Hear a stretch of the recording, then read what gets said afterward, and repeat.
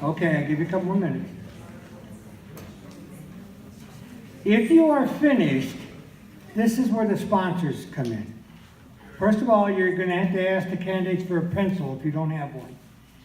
Based on what you heard, the information that was shared to you, I want you to predict the type of person this candidate you think is going to be when they're in their mid-30s. And if you need help from the candidate to clarify something, feel free to do that. But I want you to answer the 7 questions I gave you on that sheet. Based on what you heard, how important will the family be to this person? And just circle a number. Number 2, how important will God be to this person? Just circle a number.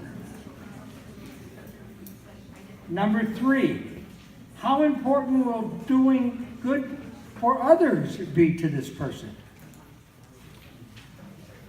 Based on what you heard. Number 4, how important will making lots of money be to this person?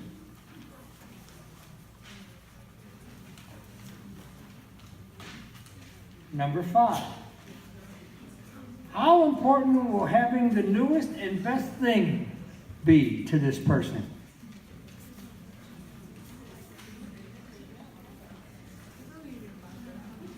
And number 6, how important will education be to this person? And then what I'd ask the sponsors to do is, based on what you just did in this profile, circle the word or phrases that you think apply to this person.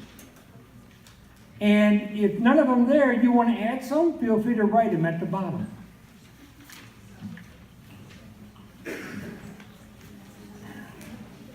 Now, I don't want you to share this with them yet, okay? Even though they've been looking at you doing it the whole time, that's all right.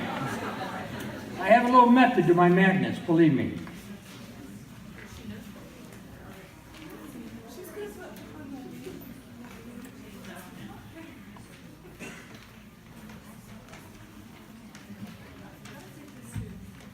The reason I did this exercise with you tonight, as you're finishing it up, is I think it's very appropriate as you young people prepare for the sacrament of initiation, the final step, the sacrament of confirmation. This is a very difficult sacrament. And the reason I can share that with you is the church is having a very difficult time trying to understand where to put this. In this diocese, our bishop says minimum age of 12, and that's where he'd like to see it separated. I was in Miami, Florida 6 months ago giving a talk and working on a retreat. In that diocese, the kids do it in the 2nd grade, right before their first communion. In Tucson and in Pueblo, Colorado, in Tucson they do it at birth with their baptism. And in Pueblo, you have to be a minimum age of 18. You have to write a letter to the bishop, have a meeting with him, and he does the instruction. Now, the reason being is the sacrament is a sacrament of identity. It says who we really are, not only in the eyes of God, but why God created us.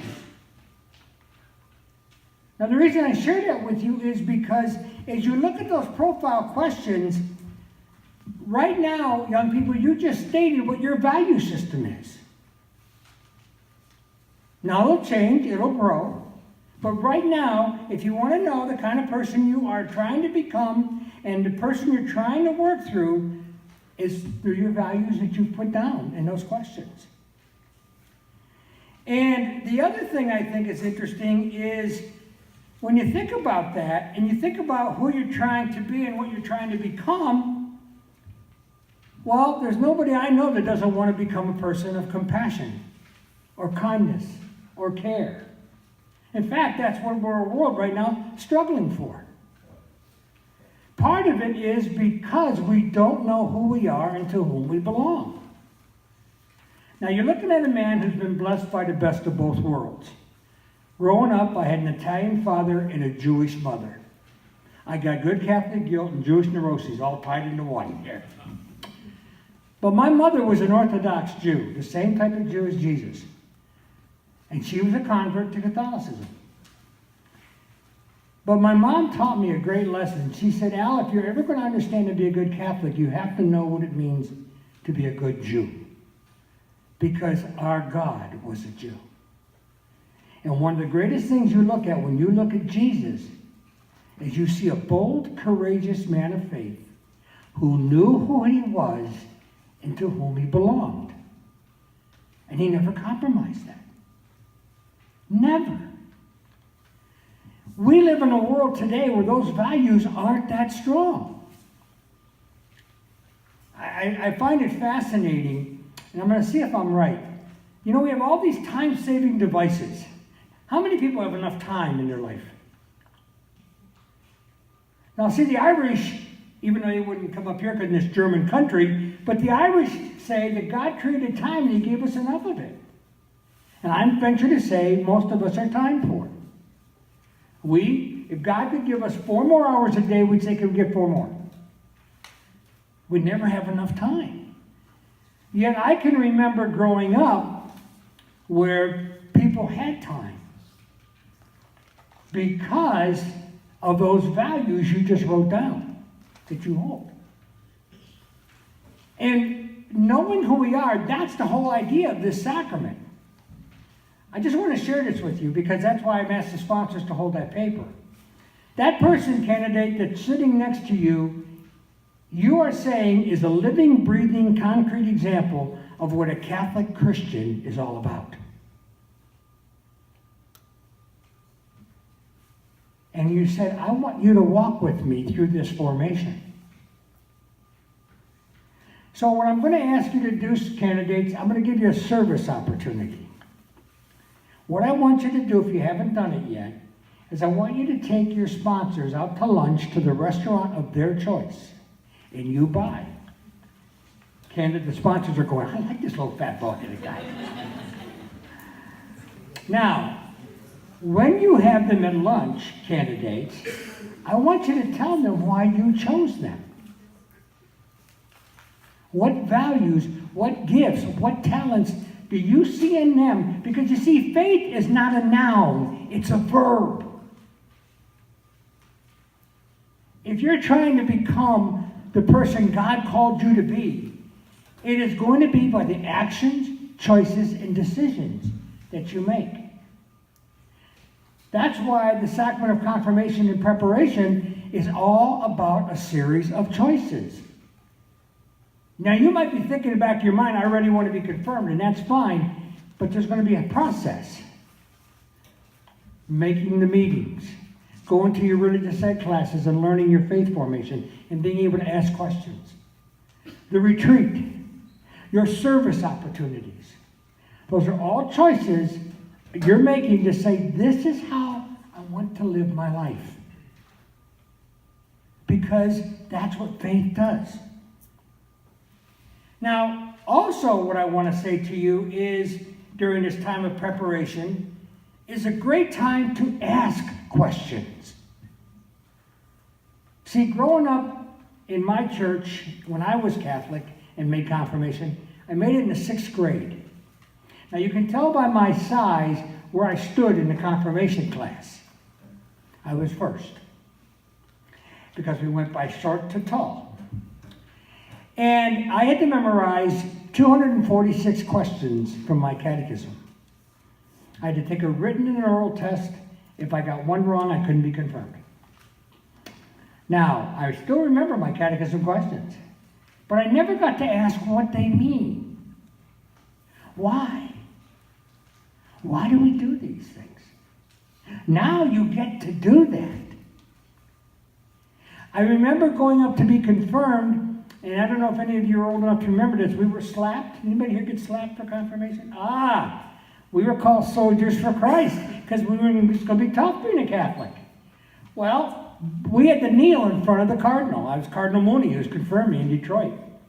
And I was the first one up there, and I got up there, and he sealed me with the Holy Spirit and chrism, And then he slapped me and I fell off the kneeler.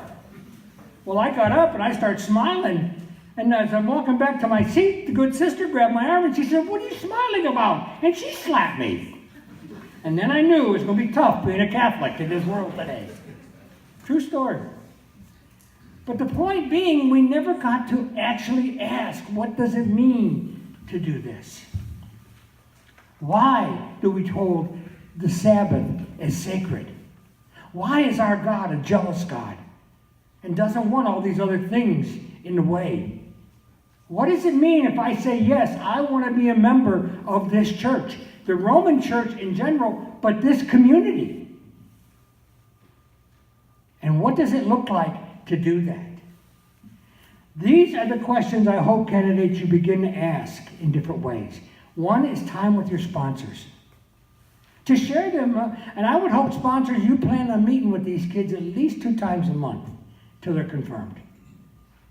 I'm giving you another thing to throw in your time schedule. But this is that important, because this is only a once-in-a-lifetime event. They don't get to do this one over.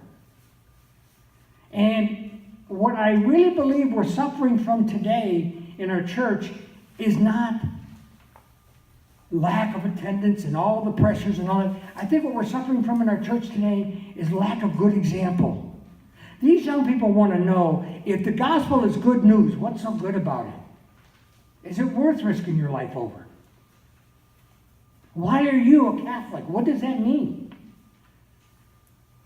What's so important? Who is this God that we're seeking through his son Jesus and the Holy Spirit? And they're not going to just get these questions answered now. They're going to grow into this, as we have.